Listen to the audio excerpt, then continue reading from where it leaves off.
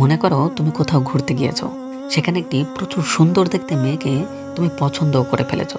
আর সেই মেয়েটি যদি হঠাৎ করে তোমাকে এসে নিজের থেকেই অ্যাপ্রোচ করে, তার সাথে ক্লোজ হওয়ার, তার সাথে প্রেম করার এবং তার সাথে ঘনিষ্ঠ হওয়ার, তখন তুমি কি তাকে ফিরিয়ে দিতে পারবে?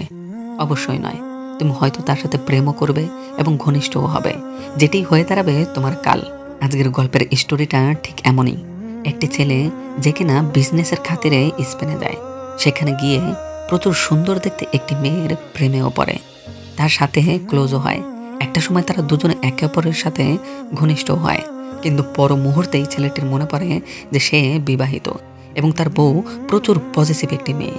সে এটি জানতে পারলে তাকে খুন করবে, হয়তো নিজেই মারা যাবে, কারণ সে তার স্বামীর একটি ড্রেসও অন্য কাউকে পছন্দ করতে দেয় না।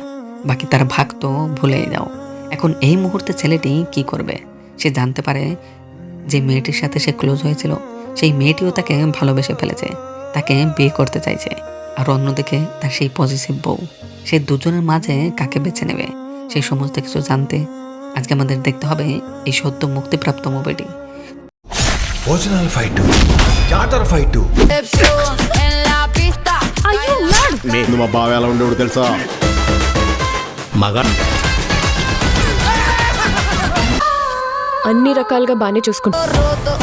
ఏ రిలేషన్షిప్ అయినా మనం కలిసే పర్సన్. తర్వాత అనౌన్స్మెంట్.